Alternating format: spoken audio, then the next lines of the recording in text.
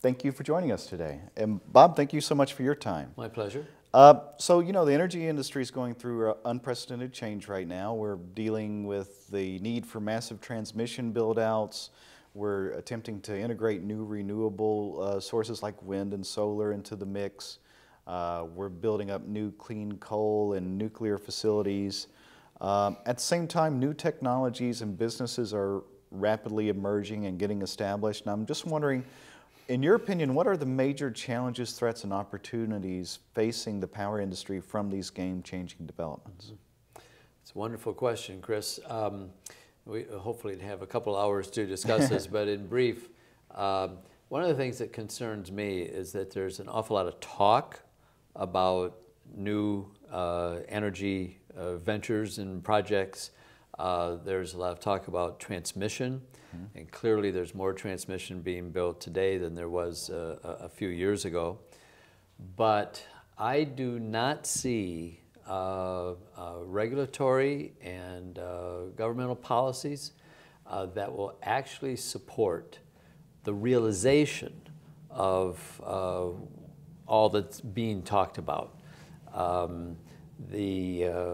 We've seen some nice progress over the last several years for wind on the land, but again, if the absence of any federal policy, overall strategy and federal policy, we see the subsidies for wind going up and down, and it's had a profound negative impact. Solar, we're seeing more development of solar, but the transmission that's going to be needed to develop a lot of this renewable energy is being talked about, but I don't see the actual development of these plans moving along fast enough. So what can Congress and the Obama administration and federal regulators do to help the industry tackle these challenges? Well, in my ideal world, the President of the United States would undertake a remolding and reshaping of energy policy and actually come up with a national policy, and that he would make an effort to do that that would parallel the considerable effort that was put into healthcare reform. I'm not saying that we shouldn't have done healthcare reform, but it's going to take that kind of effort by one leader, and that leader has to be the President. So if I had my wish and lived in an ideal world, President Obama would take on the job of reshaping American energy policy. And so that would enable us to have a 10-year plan, at least a 10-year plan, if not a 20-year plan. One of the things that I've been involved with here in this last year is leading an effort to develop an offshore wind project called the Atlantic Wind Connection. It's a 10-year plan to build a subsea cable from northern New Jersey to northern Virginia. And it's a plan that will enable 6,000 megawatts of offshore wind to be developed. Here we are as a private sector company really doing what the federal government ought to be doing. It's come up with a vision about how are we going to create a new industry? How are we going to support the existing industries of solar and renewable energy?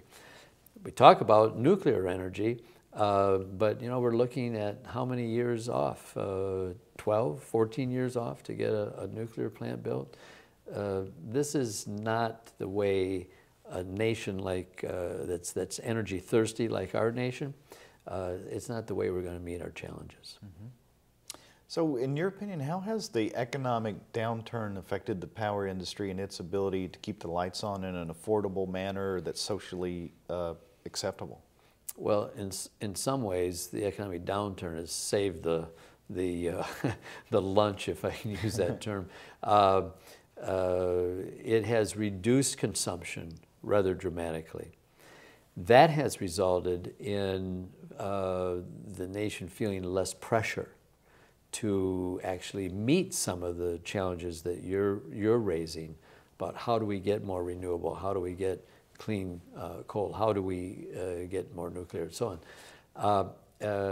And in the area of transmission, at least in some parts of the country, transmission projects that were viewed as being necessary for reliability purposes just 2 years ago are off the board, or at least delayed until the economy picks back up and energy demand increases. It will happen, but we do face considerable challenges in this country, not the least of which is what's developed in the Middle East in this year of 2011.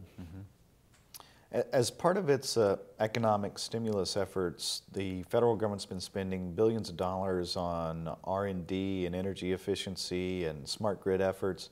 Have these investments made a difference in your opinion?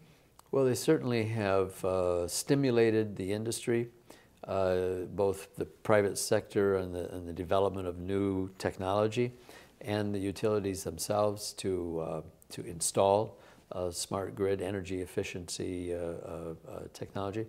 And that is a really positive step forward. I mean, the best renewable energy is the energy you don't have to use. So any efforts in this area of making our appliances and our homes and industry and businesses more energy efficient is great. The federal government is also, Congress allocated, I believe it was $3.2 billion to the Western Area Power Administration.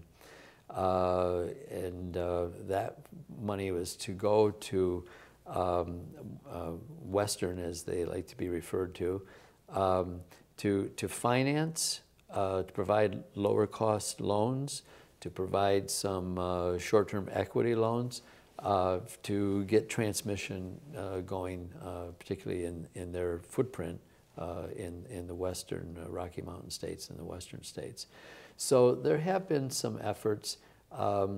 Frankly, I'd like to see an offshore wind power administration, not unlike what we have with Bonneville and TVA and Western, to help create some foundation for where, in which energy could be purchased from offshore wind and then redistributed, resold.